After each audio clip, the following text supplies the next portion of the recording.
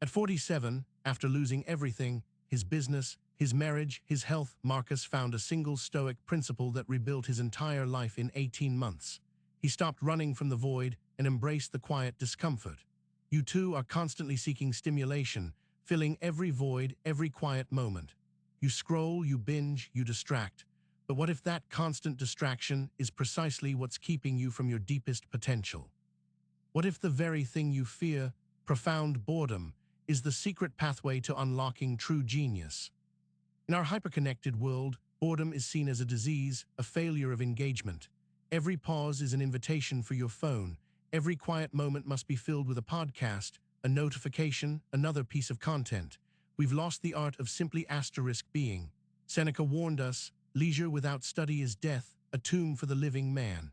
He meant a life devoid of self-reflection, a mind constantly externalized, is a life unlived.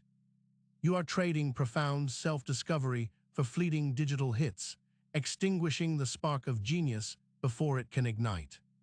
But what if this death Seneca spoke of, this pervasive distraction, is reversible?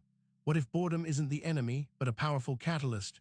Neuroscience shows us that when your mind isn't actively engaged in a task, your default mode network, DMN, activates. This isn't laziness, it's deep processing. This neural network weaves together disparate ideas, solves complex problems subconsciously, and fuels creative leaps.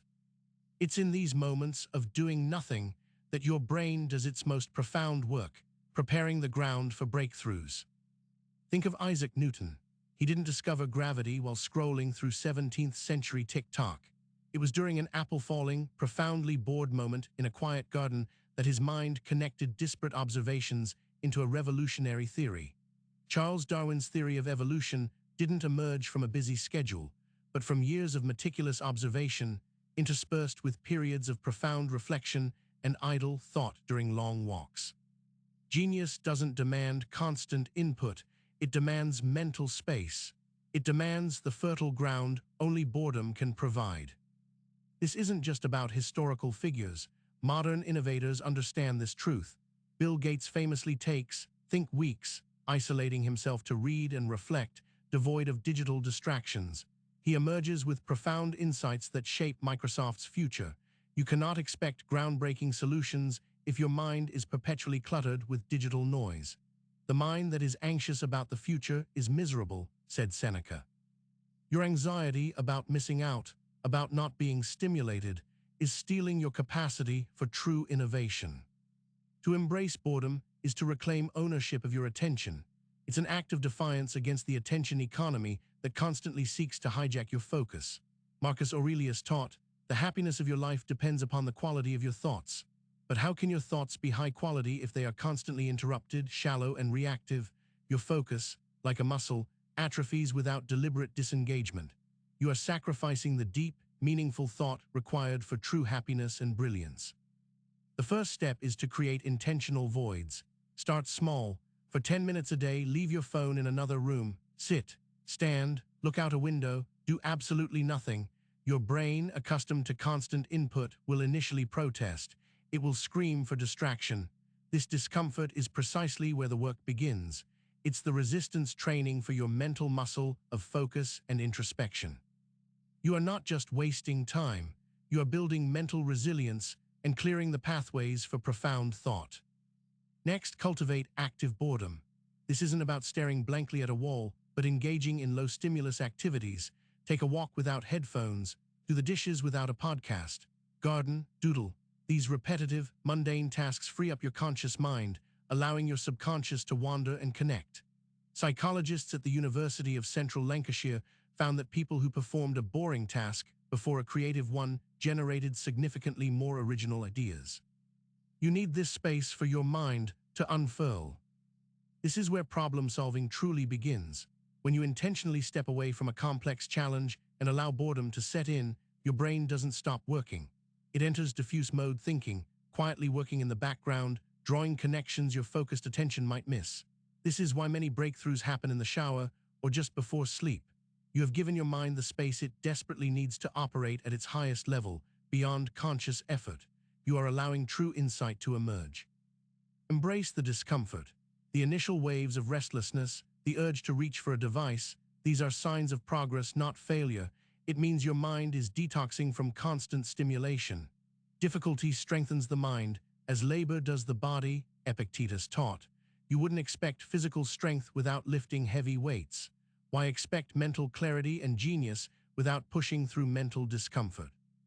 This is your mental workout, forging the discipline needed for sustained focus and profound thought. The creative economy increasingly demands unique insights, not just regurgitated information. With AI poised to handle much of the mundane, your ability to innovate, to synthesize, to create truly original concepts will be your greatest asset. And that originality springs not from endless consumption, but from deep internal processing fostered by boredom. You must cultivate the unique internal landscape of your mind, a landscape that needs silence to flourish. Your unique voice emerges from this quiet, reflective space. Remember Viktor Frankl's insights from the concentration camps. Even in the most horrific circumstances, people found meaning by cultivating an inner life, a spiritual freedom. They weren't bored, they were forced into radical self-reflection. While your circumstances are vastly different, the principle remains. Profound understanding and meaning often emerge from the deliberate reduction of external stimuli, pushing you inward. You are capable of creating meaning in the quietest moments. This pathway to genius isn't about abandoning technology entirely. It's about mastering your relationship with it. It's about being deliberate. Schedule your digital detoxes. Create no-phone zones in your home. You wouldn't let a wild animal control your home. Why let an algorithm control your mind? Marcus Aurelius urged, you have power over your mind, not outside events. Realize this, and you will find strength.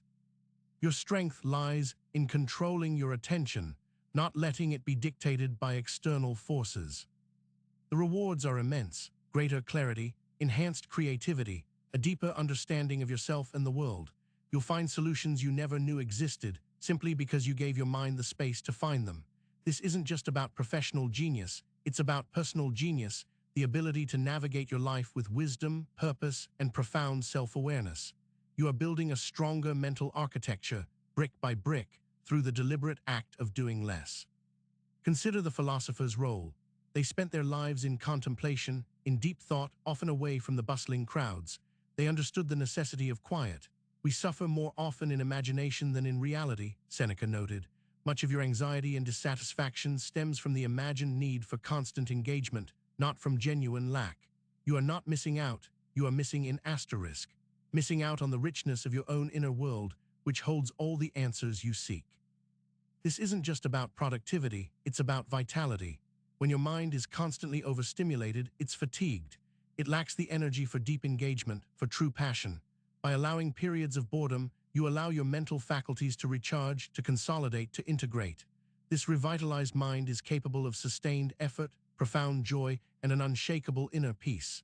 You are not just building genius, you are building a more vibrant, resilient self. So how will you begin? Will you continue to be a slave to the notification, a prisoner of the scroll, or will you choose liberation? Will you reclaim your attention, master your mind, and unlock the dormant genius within? It requires courage. It demands discipline. But the alternative is a life of superficial engagement, of fleeting gratification, never truly knowing the depth of your own potential. You have the power to choose. Make the choice to be deliberate. Start today, turn off notifications. Leave your phone at home for a short walk. Resist the urge to fill every silent moment. Feel the initial discomfort, then push through it. Don't be surprised or troubled by anything that happens, Marcus Aurelius advised. The universe isn't conspiring against you. Your mind is simply adjusting. This is an investment in your most valuable asset, your inner world. You are making a conscious choice to cultivate a mind capable of greatness. This practice isn't just about finding answers. It's about forming deeper questions. It's about cultivating a reflective habit that transforms how you perceive challenges, opportunities, and your own purpose. You move from passively receiving information to actively constructing understanding. This profound shift, born from the simple act of intentional boredom, is the ultimate secret weapon for navigating an increasingly complex world. You become the architect of your own genius, not merely a consumer of others' thoughts. Embrace the void, embrace the silence, for within that seemingly empty space, your truest potential awaits. Within boredom lies the fertile ground for creativity, for clarity, for groundbreaking ideas. It's not a lack of activity, it's the profound activity of the self. So put down the device, look away from the screen, and dare to be bored. Dare to discover the genius within you. You are more powerful than you know when you simply allow yourself to be.